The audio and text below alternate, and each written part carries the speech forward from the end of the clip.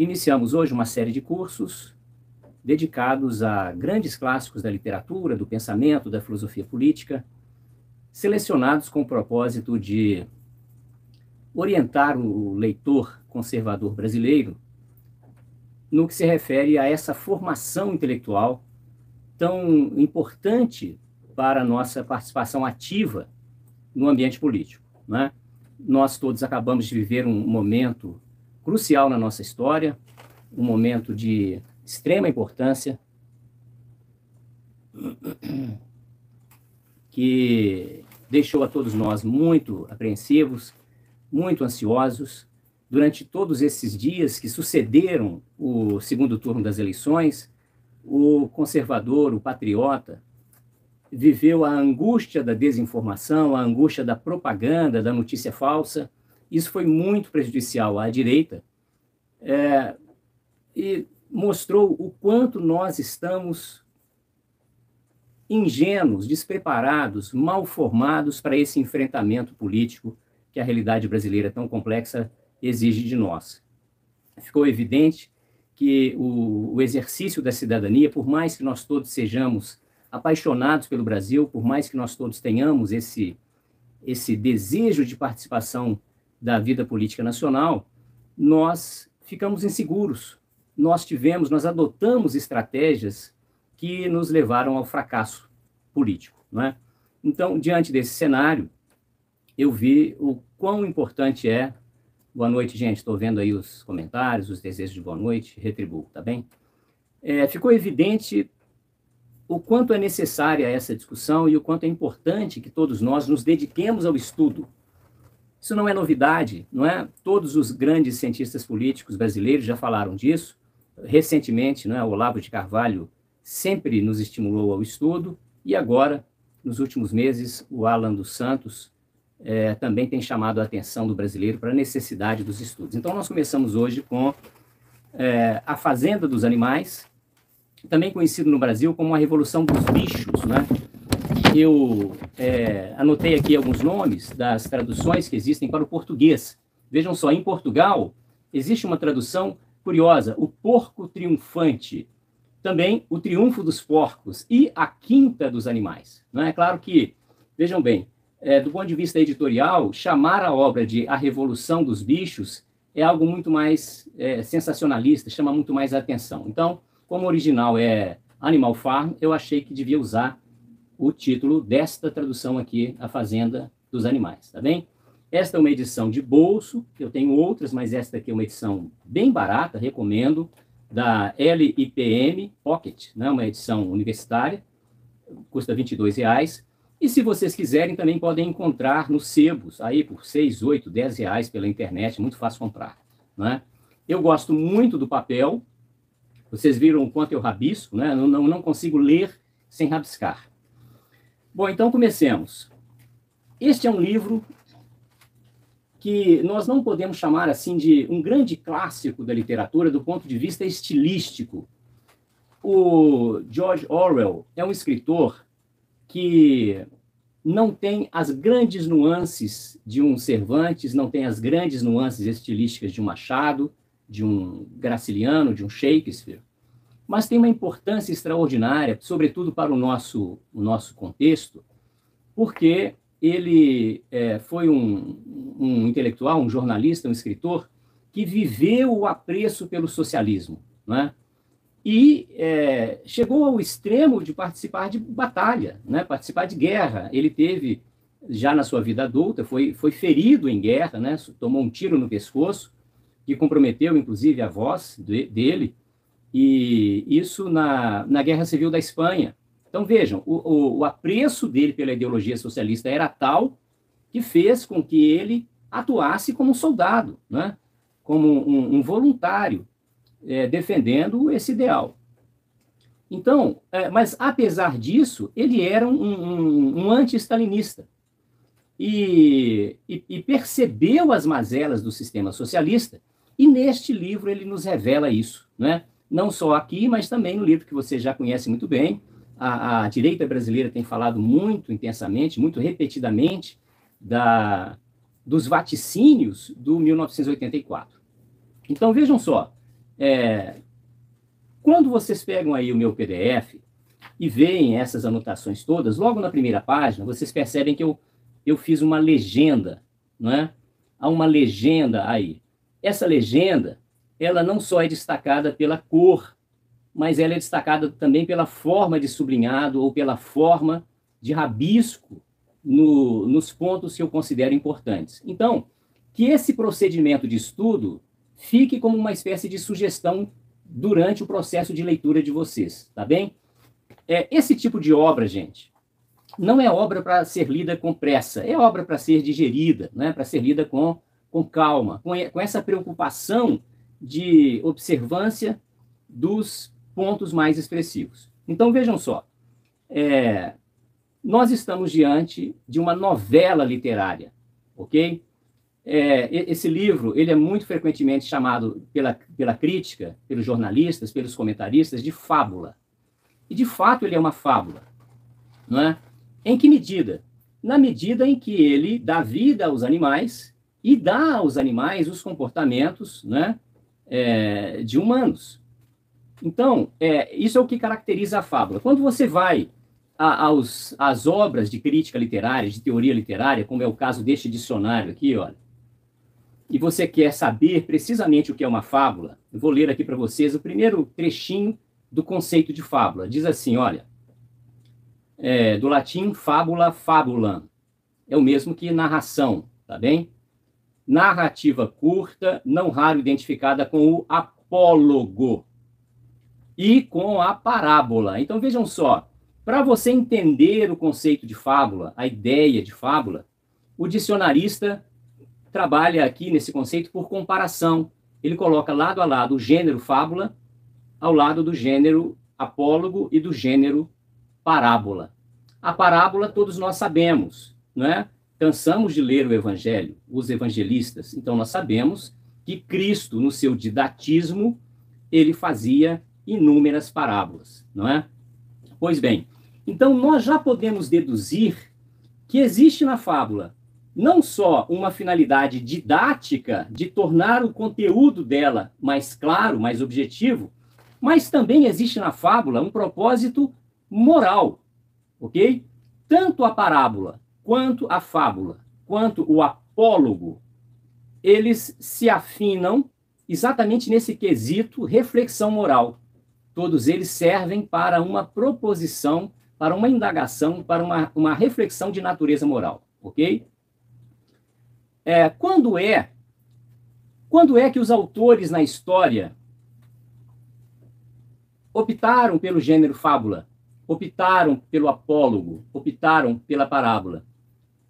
Quando eles estavam diante de uma plateia que precisava de um didatismo mais acentuado e quando eles estavam querendo evitar a censura, tá bem?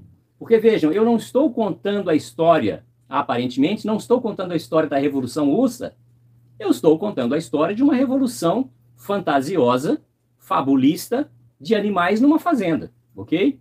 Então, esse tipo de estratégia de deslocamento do assunto, de deslocamento do elemento central para salvaguardar o autor é usado, foi muito usado, e ainda é, e será agora nos nossos dias, muito usado pelos autores para a fuga da censura, ok?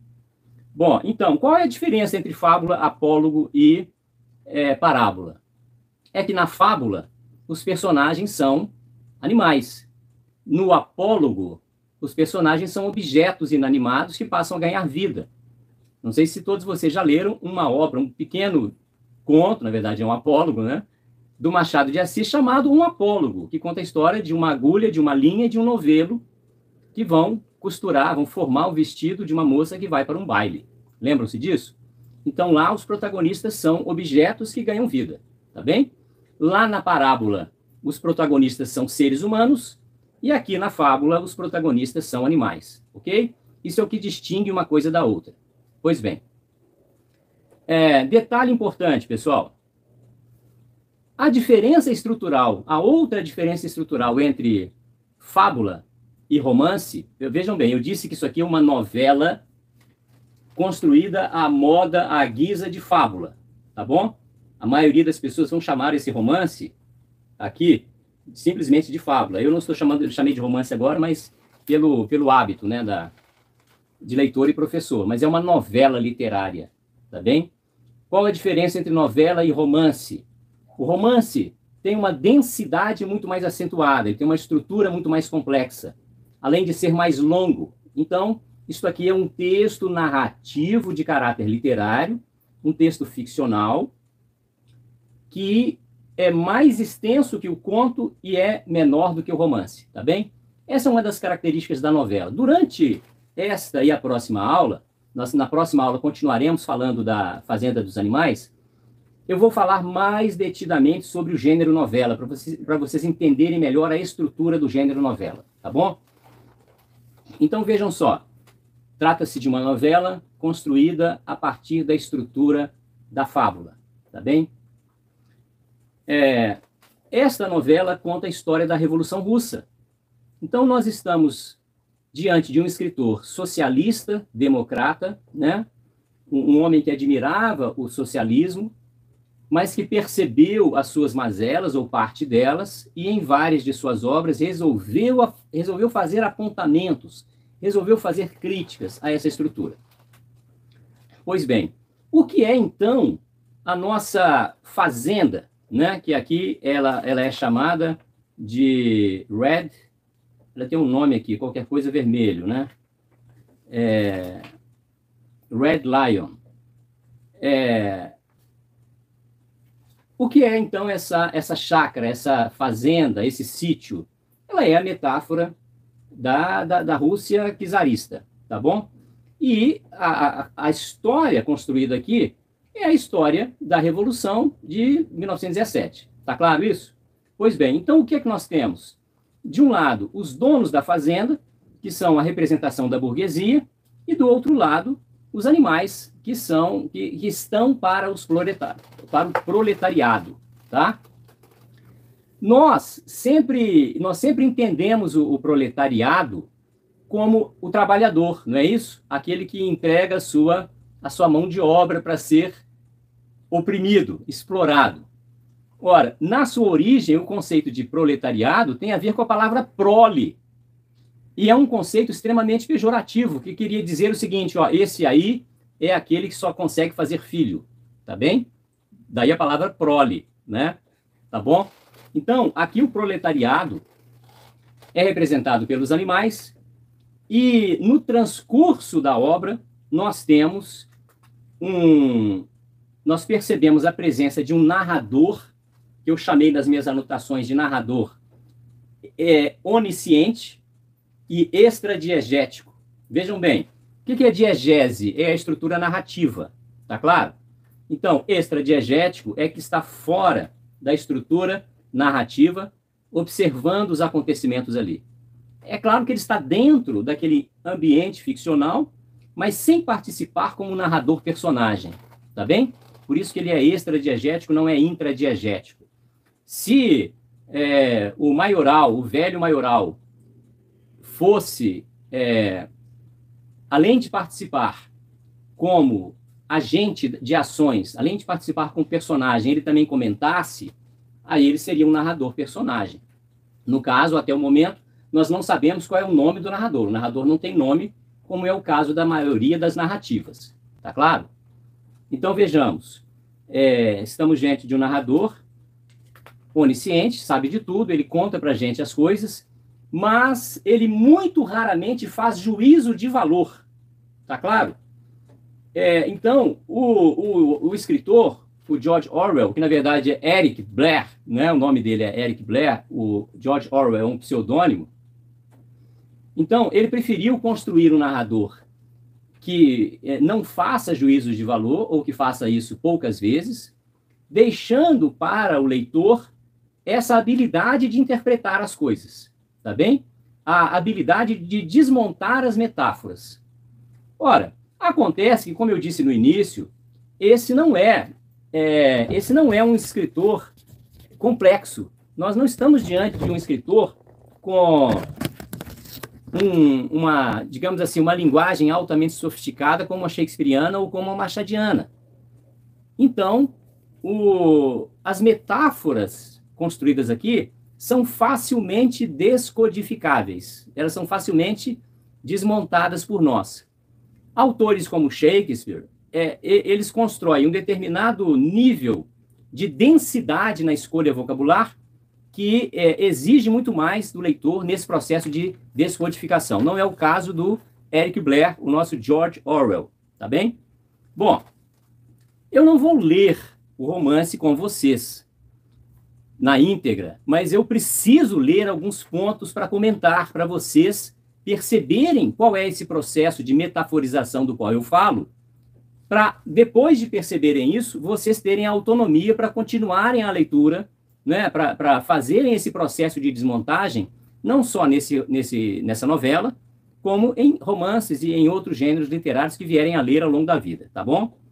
Bom, então nós já estamos na Red Lion, na fazenda, já sabemos que existe um porco mais velho que conta um sonho, né? Todos vocês já devem ter começado a leitura.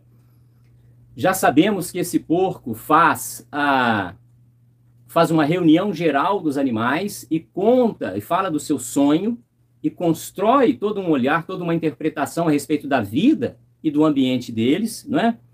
E eu quero ler esse trecho, o trecho no qual ele fala do sonho, que é a parte em que a visão do comunismo começa a aparecer enfaticamente. Vejam só, diz assim, estou na página 22, se vocês quiserem acompanhar aí. Ora, camaradas, qual é a natureza desta nossa vida? Encaremos de frente. Levamos uma vida desgraçada, cheia de trabalho e curta. Nascemos, recebemos comida suficiente apenas para continuar respirando.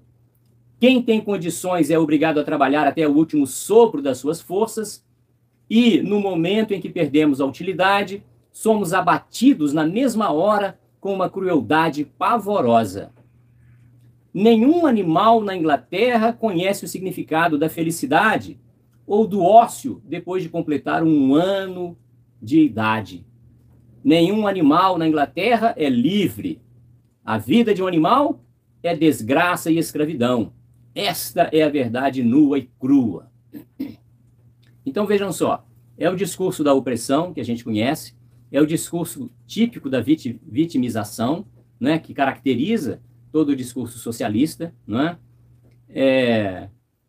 E a partir daí é que ele vai começar a incutir na plateia todos esses elementos que nós vemos a esquerda brasileira incutir nas minorias, não é?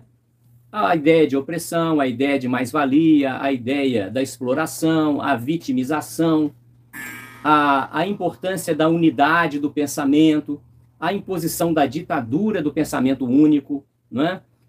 Do comportamento corporativo, comportamento de grupo. Tudo isso, nessas próximas 2 páginas, são colocadas aqui pelo personagem principal até o momento, pelo chamado protagonista, né? Bom, e diz assim, ele continua mais embaixo, olha. Mas isso simplesmente faz parte da ordem da natureza? Essa terra nossa é tão pobre que não pode permitir uma vida decente aos que nela habitam? Não, camaradas, 1000 vezes não. Então, vejam bem, ele vai trazer essa ideia de oposição entre natureza e cultura, que também é própria do socialismo, não é? Para dizer assim, ó, esse tipo de exploração não está na natureza.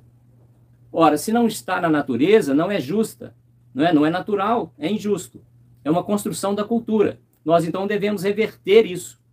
Isso está muito ligado, por exemplo, a essa ideia do patriarcado, que eles tanto atacam, não é? Essa ideia da família tradicional, como sendo algo de uma cultura, fruto de uma cultura opressora, dessa coisa chamada patriarcalismo, que é um dos alvos do socialismo, né? Não, camaradas, 1000 vezes não. O solo da Inglaterra é fértil. O clima é bom. Ela é capaz de fornecer comida em abundância a um número de animais imensamente maior do que o atual. Então, ele, lá na frente, na página 23, lá no alto, ele falou contra a opressão, a exploração. Agora, ele fala dessa diferença, essa oposição natureza-cultura, e logo abaixo ele começa a atacar essencialmente a raiz do capitalismo e a atacar a ideia de lucro. Vejam lá, ó. Só essa nossa fazenda sustentaria uma dúzia de cavalos, 20 vacas, centenas de ovelhas, e todos vivendo com um conforto e uma dignidade que agora quase nem conseguimos imaginar. Por que então continuamos nessa situação desgraçada? Porque os seres humanos nos roubam quase todos os frutos do nosso trabalho. Então pronto. O que são seres humanos aqui? São os burgueses, não é? O que são eles, os animais? São os proletários, ok? Então, aqui está incutida a essência do Capital, de Karl Marx, né? Está aqui, de maneira simples, bastante singela, mas está essencialmente aqui. Ele continua, esta, camaradas, é a resposta de todos os nossos problemas. Resume-se numa única palavra, homem, ou seja, numa única palavra, burguesia. Burguesia opressora. O homem é o único verdadeiro inimigo que temos. Remova-se o burguês, né, onde se lê homem, lê-se burguês, da cena, e a raiz da fome e da sobrecarga de trabalho estará eliminada para sempre. Bom, então aí estão as anotações nas laterais do livro. Essas anotações são um resumo da comparação que eu fiz aqui com os eixos do capitalismo, tá bem? Então, na página 24, o homem é a única criatura que consome sem produzir. O burguês, o detentor do capital, é a única criatura que consome sem produzir, né? Mesmo assim, é o senhor de todos os proletários. Ele compra a nossa força de trabalho, né? Então, aí vai, logo no parágrafo seguinte, vai aparecer a palavra mercado, vai aparecer a palavra dinheiro, todos os elementos da teoria marxista vão sendo postos aí, aos poucos, na estrutura da obra. Na página 25, pessoal, existe uma espécie de negação da meritocracia. Todas as ideias que fazem parte do que nós, conservadores, acreditamos, elas estão atacadas aqui nessa página 25. O mesmo se dá na página 26 e na 27, com uma diferença, gente. Aqui, na página 26 e na página 27, aí começa a surgir uma característica que é típica da administração soviética e que nós temos hoje no Brasil, com a Constituição de 88, muito acentuadamente no sistema público universitário e no sistema judiciário.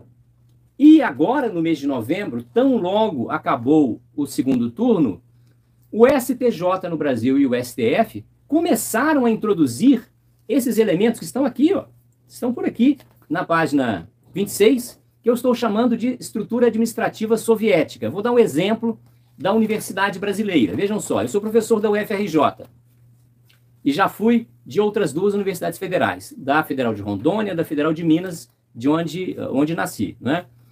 O que acontece na universidade? Ela está cheia de sovietes. O que são os sovietes? São os grupos que, de maneira colegiada, decidem as coisas. Quando você tem, numa administração pública, a decisão colegiada, você anula a estrutura hierárquica, você anula o poder de decisão do chefe, você anula o poder de decisão do diretor, do presidente, entenderam? Você anula o poder de decisão do ministro, o poder de decisão do juiz. Então, tudo que caracteriza a agilidade numa empresa privada, né? O que é uma grande empresa privada, por que ela contrata um presidente fera e paga 50 mil reais para ele? Porque ela sabe que ele tem boa formação, ele tem experiência, ele vai trabalhar com afinco, com capacidade de resposta e capacidade de gestão. E tem habilidade para administrar o grupo, e a decisão que ele impuser será acatada pelo grupo, porque será melhor e vai render resultados, não é? Se porventura ele for ineficiente, ele é imediatamente trocado. Nos sovietes, isso não acontecia. O que é que nós tínhamos? Um grupo decidindo. Quando você tem a decisão de grupo, você perde a identidade dos agentes. Não é o chefe que assina, é o departamento que assina. O que é que o STJ decidiu agora em novembro sobre a reintegração de posse no Brasil? Que de novembro para cá, o juiz, diante de casos de reintegração de posse, ele não vai mais decidir exclusivamente pela lei, ele vai decidir também e, sobretudo, por relatórios, a partir de relatórios de comissões que serão criadas para ouvir o invasor ou os invasores. Percebem? O Barroso, que assinou esse documento, chamou isso de invasão, processo de reintegração humanitária, ok? Não há uma comissão para ouvir o dono da terra, ou do imóvel, mas haverá comissão para ouvir o invasor. Então, já imagina um juiz que, em vez de ficar focado prioritariamente na lei que trata das invasões, ele agora vai passar também a ouvir uma comissão e a receber pressão dos membros da comissão? Entenderam? Então, é isso que começa a ser mostrado aqui pelo George Orwell, as decisões que são feitas a partir de votações, né? Os conselhos se reúnem e votam, as decisões são todas colegiadas. Quando isso acontece, a autoria da decisão fica perdida, fica anônima no conjunto, né? E aí ninguém é responsável pelo fracasso da decisão, porque todos decidiram. Não é o fracasso não tem dono, entenderam? Então, isso é uma coisa que, nessa União Soviética, do início do século XX, foi disseminada, e a Constituição de 88 introduziu esses elementos. Bastou a gente ver, por exemplo, agora, quando a gente falava em intervenção militar, em todas as formas de intervenção, menos no artigo 142, o presidente da República tinha que primeiro ouvir um Conselho da República, depois um Conselho de Defesa e depois o Congresso Nacional. Entendem? Esse jogo de amarrar as decisões nas oitivas, na audição dos colegiados, ele acaba impossibilitando a ação isolada do gestor. Ok? Por que isso existe na nossa Constituição? Porque os autores da nossa Constituição estavam lá lutando contra o regime militar. Entenderam? De 64. Então, quando eles voltaram anistiados e viraram constituintes, eles logo pensaram em amarrar essas possibilidades de intervenção através desse tipo de estratégia de construção, desses conselhos que eu estou chamando aqui de sovietes. Então, o livro do George Orwell é uma clara denúncia a esses elementos que vão gerar no futuro a opressão contra os próprios revolucionários, ok? Bom, na página 27, eu coloquei aí duas expressões. Quem tem o PDF pode abrir o PDF e observar. Do lado esquerdo, identidade e alteridade. E do lado direito, o ódio ao inimigo. Não é? O líder está dizendo para os seus liderados que o inimigo tem que ser exterminado. E ele começa a gerar um processo de identificação, geração de percepção de identificação entre os pares e de distinção dos pares com seus inimigos. Então, olha só, quem é que nos oprime? O homem, o burguês. O que é que caracteriza o burguês? No caso, ele tem ele anda sobre duas pernas. Então, tudo que tem duas pernas é mal, ok? É nosso inimigo. E tudo que não tem, tudo que tem quatro patas ou tem asas, é nosso amigo. Então, é uma estrutura de geração de identidade, é o que a gente chama de identitarismo hoje, não é? Nessas pautas de PSOL e de PT, tá claro? Então, gera-se um conceito de iguais ou de semelhantes e gera-se ao lado um conceito de oposição do diferente de nós, que é o nosso inimigo, tá? E ele tem que ser exterminado. Bom, na página 28, o líder canta uma canção. Quando você observa os elementos dessa canção, você se lembra perfeitamente da música, essa música tão amada pelo pessoal do PT, do Lula lá brilha uma estrela, não é? Nasce a esperança, enfim, todos esses elementos, essas palavras de sentido universal positivo que eles usam na consolidação dessa letra, estão aqui no poema que caracterizam essas duas músicas que são citadas aqui. Repararam que lá na página 28 diz assim, ó, como tinha dito, estava com a voz rouca. Quem estava? O porco maioral, né? Mas cantou bastante bem. E era uma melodia animada. Algo entre Clementine e La Cucaracha. Todos vocês já escutaram aquela canção mexicana, né? La cucaracha, já não puedo caminar. La cucaracha. Todo mundo já ouviu isso, né? Então, essa é uma canção animada, ok? Dançante. Não tem aqui a partitura para a gente saber como cantar exatamente, mas há uma ideia a partir das duas músicas que ele cita aqui. E que vocês podem procurar no YouTube depois, para compararem, para ter uma ideia da melodia que vai surgir aqui, tá bom? Então vejam o poema. Bichos da Inglaterra e da Irlanda, bichos de qualquer terra e clima, ouçam agora a minha boa nova, da era dourada que se aproxima. Era dourada é a promessa de um futuro bom, é a promessa de uma utopia, é a promessa de um Eldorado, de um paraíso. Cedo ou tarde está chegando o dia em que o homem será derrubado, e o rico e fértil solo da Inglaterra somente por bichos será trilhado. Então, vejam, há um estímulo ao extermínio do inimigo, né? Sumirão as argolas do nosso focinho, e do nosso lombo os arreios cairão. Bridão e espora se tornarão ferrugem, chicotes cruéis nunca mais estalarão. Ok? Aquilo que nos oprime, aquilo que nos feria, será extinto.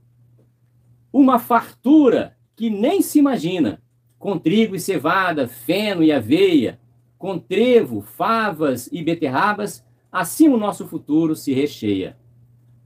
Brilharão os campos da Inglaterra, mais puras as suas águas correrão, até mais suaves soprarão as brisas, quando a liberdade tivermos em mãos.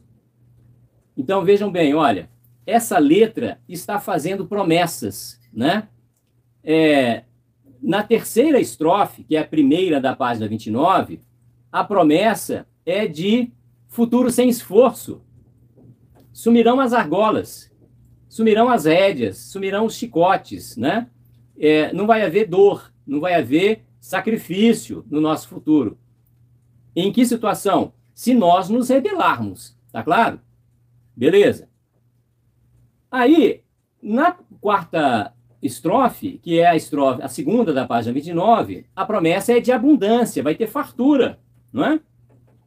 E aí, na terceira e quarta estrofes da página 29, a promessa é da liberdade. E nós veremos, com o transcorrer da leitura, exatamente o contrário. O que se dará não será a liberdade, será a opressão. Mas o discurso de liberdade estará lá, firme, né? Sendo absolutamente incutido nas pessoas. Olha, eu não sei se vocês viram que agora, no final do ano, o presidente da Venezuela ele mandou distribuir de presente de Natal para as crianças pobres venezuelanas um boneco que é a imagem dele vestida de super-homem. Só que, em vez de SH, né, de super-homem, é SB, super bigote, por causa do bigode dele. Então, vejam bem, o cara está criando uma imagem messiânica para ele, e ao lado desse boneco, ou seja, um brinquedo, que é algo que é produzido para o cativo, ou seja, para cativar, para prender as crianças, não é? Ao lado desse boneco, ele lançou uma série de desenhos animados, em que ele aparece como um super-herói lutando contra a opressão. E quem são os opressores? Aqueles que impõem sanções à Venezuela.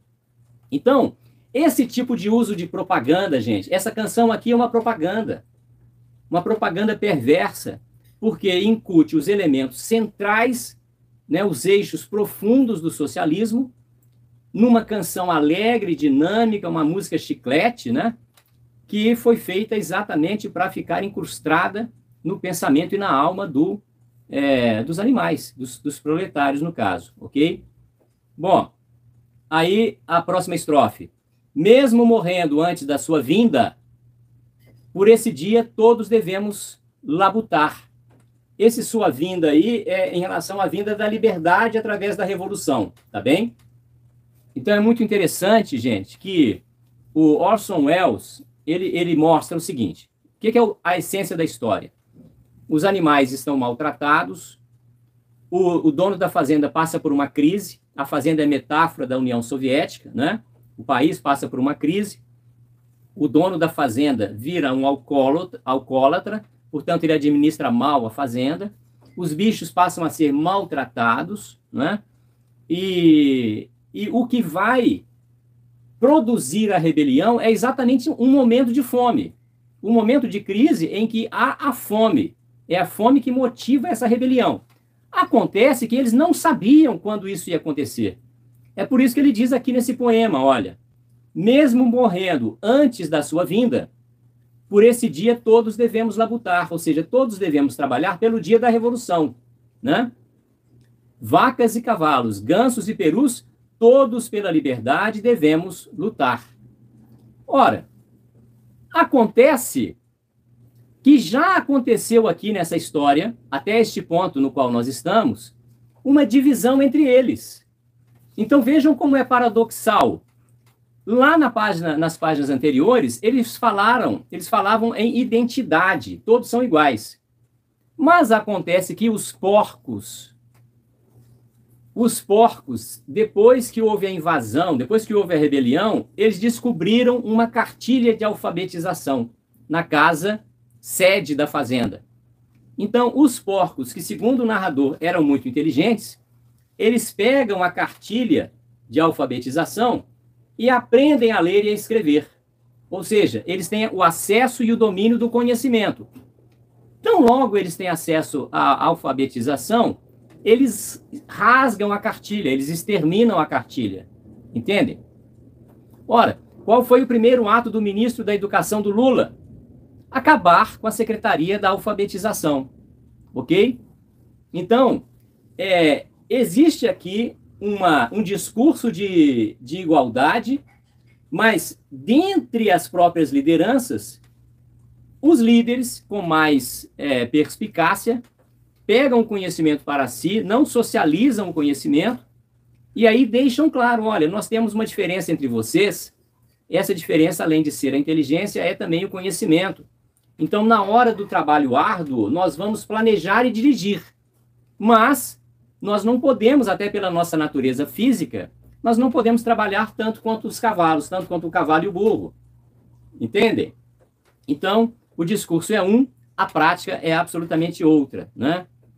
Bom, aí termina a canção dizendo assim na última estrofe: bichos da Inglaterra e da Irlanda, bichos de qualquer terra e clima, ouçam e levem a minha boa nova da era dourada que se aproxima. Ok? Então, vejam bem, eles estavam se sentindo oprimidos, estavam se sentindo maltratados. Vem alguém, propõe uma possibilidade de rebelião, traz a obra de arte, uma canção, um poema estrofado, né? Esse poema traduz o centro, as ideias centrais do socialismo, faz promessas utópicas, faz promessas de existência futura de um paraíso, não é? E o que acontece? Ele termina com uma espécie de ápice. Assim que o ápice acontece, a plateia entra em frenesi. Ora, gente, a arte e a cultura na estrutura socialista são usadas exatamente para isso. De um lado, ela é usada para fazer o rebaixamento da cultura, não é? Por que é que nós não vemos, por exemplo, grande difusão de balé, de grandes clássicos do teatro? Quando foi que você viu na sua cidade a representação de Otelo, de Shakespeare? Ou a representação de uma peça de Calderón de la Barca, A Vida é Sonho, uma peça extraordinária do barroco espanhol? Quando que você viu uma obra do teatro português da Idade Média, uma obra de Gil Vicente? Quando que você viu o teatro, a comédia brasileira do século XIX? Nunca no governo PT. Não é isso? Por quê? Porque eles querem a Anitta, eles querem o funk, eles querem, são os gêneros que fazem o estímulo sensorial do corpo. Entendem? E quando o gênero artístico não está sendo usado para rebaixar o espírito aos elementos sensoriais do corpo, o gênero artístico está sendo usado assim para a apologia do discurso, para a apologia dos ideais socialistas, das pautas pissolistas, das pautas petistas, ok? Não foi à toa, agora, que o PT destinou 10 bilhões ao novo Ministério da Cultura e destinou 1,5 bilhão ao agronegócio, à infraestrutura de agronegócio. Entendem? Eles sabem muito melhor do que nós o valor do uso da cultura no processo de dominação e de ideologização. Tá claro? Bom, então, turma, aí terminamos o capítulo 2, aliás, terminamos o capítulo 1 com uma cena típica dos conservadores. O dono da fazenda acorda com o barulho dos animais, porque eles acabaram de entrar num surto coletivo, num frenesi, acabou o show do Pablo Vittar, está todo mundo ensandecido, naquela gritaria frenética, o dono da fazenda acorda e faz o quê? Pega uma arma. Não é? O dono da fazenda tem que ter arma para proteger a propriedade privada. Não é?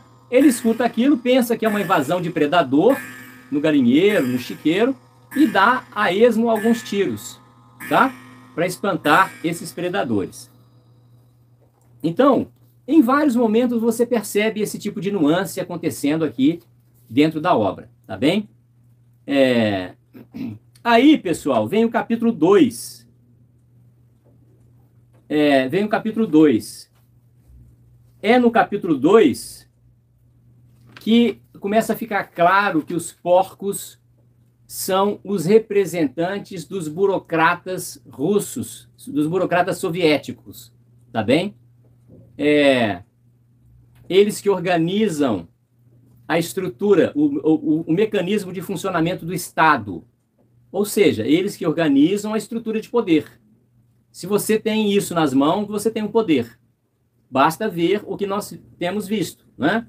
Nós somos uma república estruturada em 3 poderes e nós vimos que os nossos aparelhos de Estado foram, ao longo de anos, sendo aparelhados por uma ideologia e percebemos que esse aparelhamento deu poder a um grupo, né? A esse grupo que tem essa hegemonia de valores, de princípios ideológicos e de ditadura de pensamento único, ok?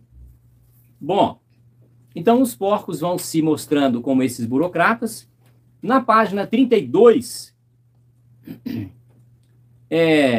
no segundo parágrafo da página, aliás, é o primeiro da página 32, porque o parágrafo de cima é continuidade do último parágrafo da página 31. Diz assim, ó: esses 3 tinham organizado os ensinamentos do velho maioral num sistema completo de pensamento, a que deram o nome de animalismo, ok? Então, animalismo aí é, obviamente, socialismo, tá? A gente começa a observar que os porcos pegaram lá atrás tudo aquilo que o maioral... O que é o maioral? O maioral é o cara que sonhou, não é? É o cara que sonhou com um sistema novo, é o cara que sonhou com a revolução. Esse cara é o Marx. O maioral é o deslocamento, né? É a concentração de tudo que havia em Marx e no marxismo. Então, aqui agora, esses outros 3 são os pós-cursores de Marx que vão organizando o sistema, tá bem? Então, eles não só sistematizaram, como eles cuidaram de expor os elementos fundamentais desse sistema, tá? Aí, continua assim, ó, no meio da página. No começo, depararam-se com muita apatia e grande obtusidade. Os socialistas são obtusos, né? Os idiotas úteis, principalmente. Alguns dos animais falavam no dever de lealdade para com o Sr. Jones. O Sr. Jones já estava morto, né? A quem chamavam de dono. Aliás, perdão. Esqueçam.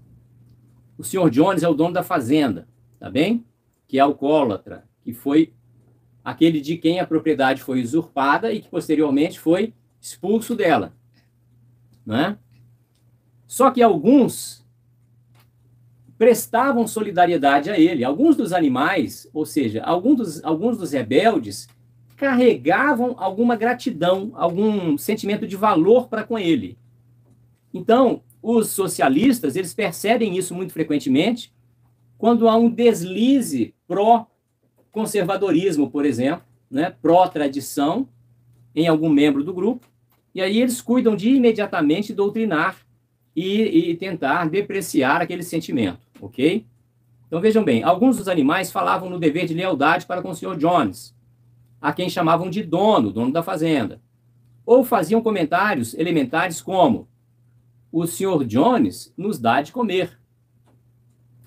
Muitos empregados hoje na iniciativa privada têm esse olhar comunista contra o patrão, né? Pô, ele só me explora.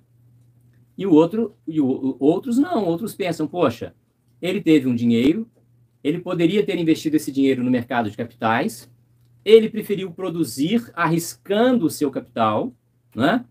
Ele gerou os nossos empregos, ele faz circular a economia, ele tem riscos, mas portanto, ele merece o lucro, né? Os nossos salários são baixos, mas os tributos sobre os nossos salários são muito altos, nós custamos o dobro para o nosso patrão.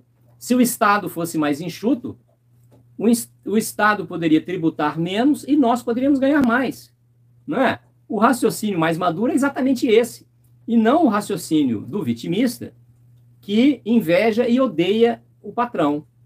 Mas esse é um item do socialismo que está presente aqui no discurso desses animais, no discurso do maioral e no discurso dos porcos, ok?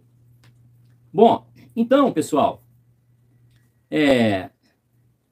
o que acontece? Em alguns momentos, a maricota é uma égua, né? Que adora colocar flor na crina. Vocês já devem ter visto alguns animais muito bem cuidados, que têm ornamentos, né, nas crinas, no rabo e tal. Então, a maricota era tratada pelo dono com esse zelo, esse cuidado. E vocês notaram aqui, que é importante notar isso, que os animais têm personalidades, têm características humanas, e uma das características dela é a da vaidade, também da ingenuidade, mas a da vaidade. E ela gostava de usar as fitas coloridas na crina.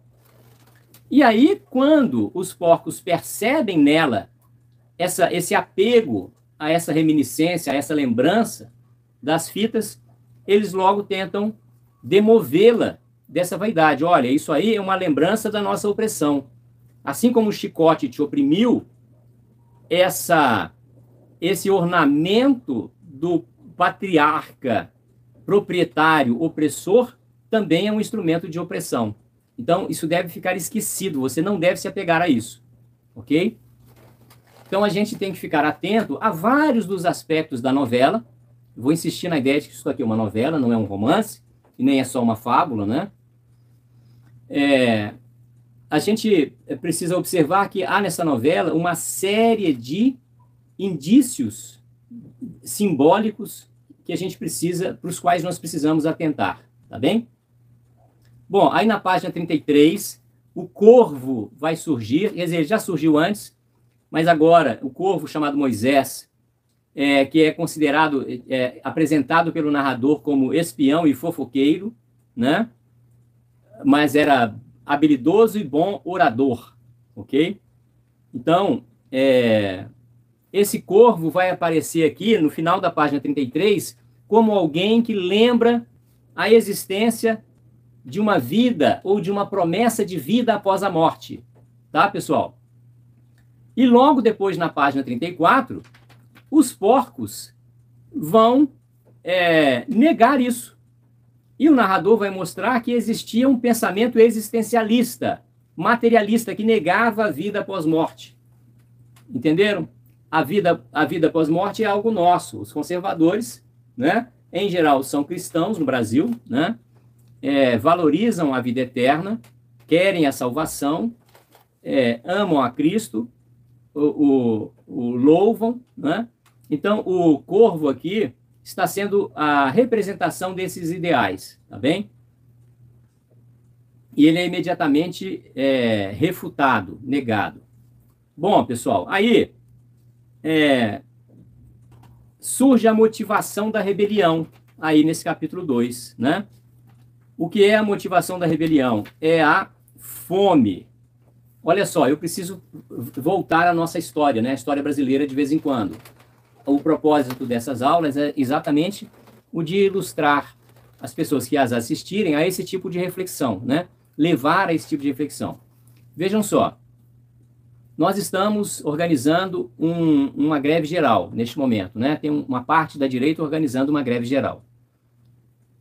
A direita construiu um caminho de manifestação que não logrou resultado, né? As manifestações nas portas dos quartéis foram importantíssimas. Elas mostraram à imprensa mundial, mostraram ao mundo o quanto nós estávamos insatisfeitos com as eleições, estávamos insatisfeitos com todo o processo eleitoral, o quanto nós desconfiamos do processo, o quanto nós temos a sensação de que temos provas, né? E aí a direita mostrou isso tudo para o mundo enxergou isso graças a esses 60 e tantos dias de manifestações nas portas dos quartéis, não é? Mas nós fomos malogrados, nós não tivemos êxito. O presidente Bolsonaro terminou o mandato, foi para o exterior, e nós, neste momento, estamos sem o nosso líder. Nós ficamos 60 e tantos dias sem as lives de quinta-feira, ficamos sem as lives das manhãs lá no Cercadinho, né? Então, vejam, nós caminhamos sozinhos ao longo de todos esses dias. E a direita vem se dividindo. Cada vez mais vem se dividindo. Eu vou gravar um vídeo depois sobre essas divisões que eu vejo hoje na direita. O que acontece, gente? Aqui, neste momento da novela, vai acontecer a rebelião. E ela acontece motivada por um aspecto, um fenômeno, um fato ocasional. Toda hora alguém diz que vai haver uma guerra civil no Brasil. Toda hora alguém diz que o povo não vai aguentar e vai se rebelar, não é? Cada dia a gente escuta alguém dizendo isso. É algo muito parecido com o que acontece aqui. Não houve um planejamento, havia um desejo, mas não se sabia quando e como, e de repente a circunstância favorável aconteceu. E a rebelião veio, ok? E foi bem sucedida. Por quê? Porque os elementos conjunturais permitiram isso. Tá bom?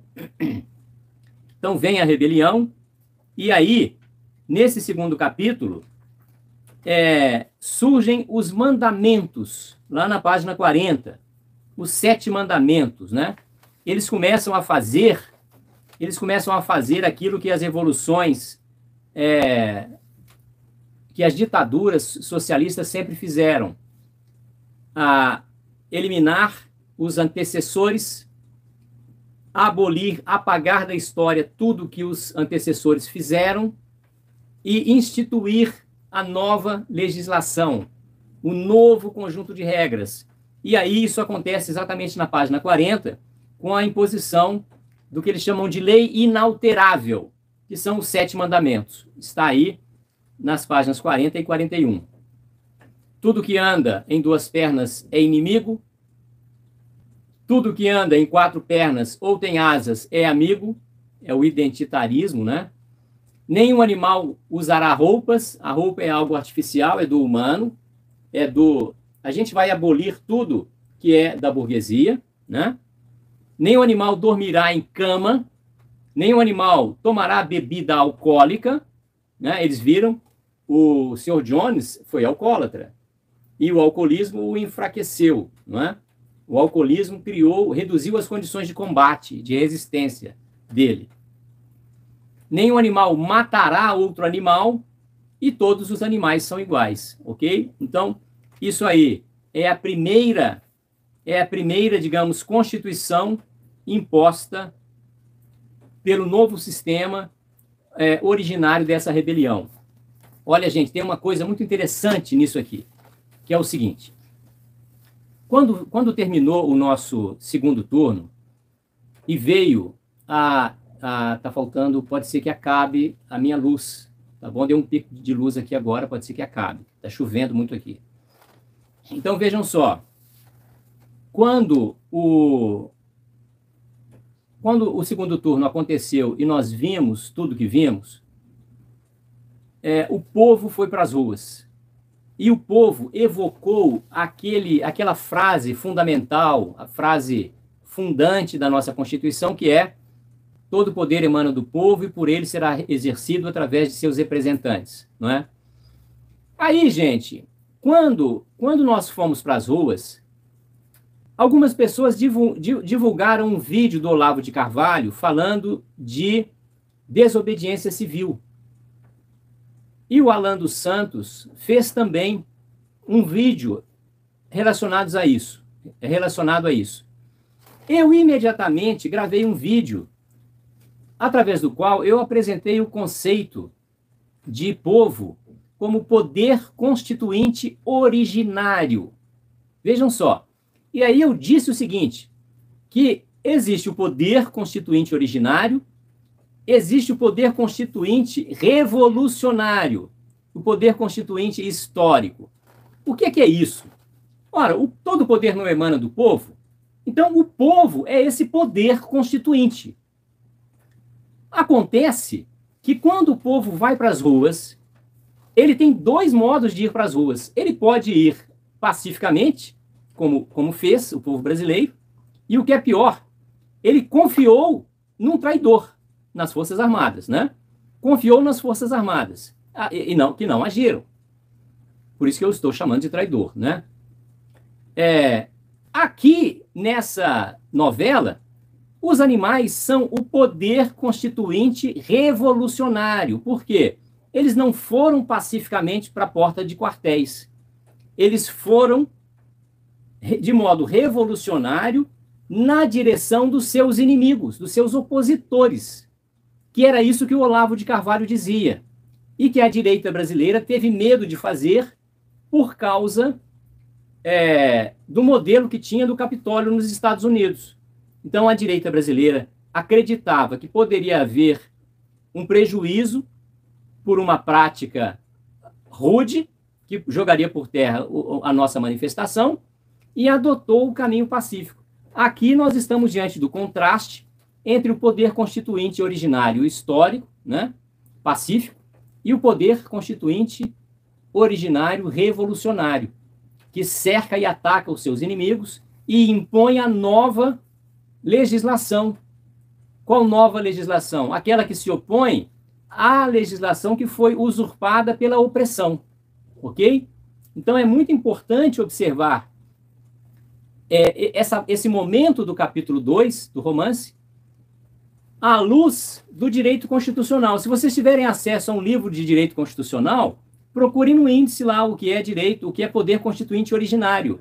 E estudem isso. Aliás, eu vou fotografar o meu livro e vou postar para vocês lá no meu canal do Telegram, tá bom? Para vocês terem essa consulta e fazerem a leitura ou a releitura do capítulo 2 à luz dessa informação do direito constitucional. Bom, vejam só, nós estamos chegando a 1h17 de aula. Vamos parar por aqui. Eu vou fazer aqui para vocês o PDF do capítulo 3 até o capítulo 7, tá bom? E vou postar hoje. As fotos já estão feitas, eu só vou transformá-las em PDF. Eu fotografei esses capítulos do 3 ao 7 antes de rabiscá-los. Eu já os tinha lido, mas antes de rabiscá-los. Então eu vou mandar a foto sem os rabiscos, para vocês lerem em casa no final de semana, tá bom? E aí na aula de quinta-feira que vem, eu vou querer interagir com os comentários de vocês, eu vou querer ouvir de vocês o que foi que vocês perceberam dessas nuances, tá bom? Para na próxima aula, a gente interagir aqui. Vocês perguntam, eu vejo as perguntas, vou respondendo, tá bom? E a aula vai ficar uma aula mais interativa.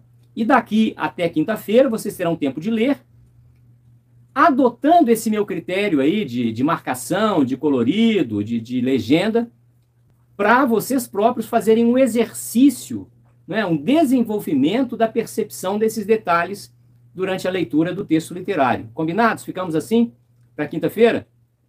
Então leiam, eu vou mandar o PDF, vou fazer o PDF agora, posto ainda hoje, vocês façam a leitura e depois eu posto o PDF com os rabiscos, tá?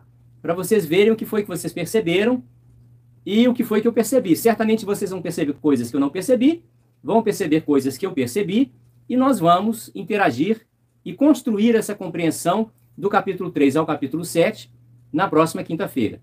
Aí, na terceira quinta-feira, a gente termina com a novela A Fazenda dos Animais. Combinados? Então, muito obrigado pela paciência de vocês, pela dedicação de vocês. Estou muito feliz com a adesão que essa proposta de curso teve. E nos vemos de novo na quinta-feira, pontualmente, às 21 horas. Tá bem? Se depender de mim, teremos o ano inteiro de aulas, toda quinta-feira, às 21 horas. Aí nós veremos pelo menos 20 grandes obras da literatura universal. Um grande abraço, fiquem com Deus. Obrigado.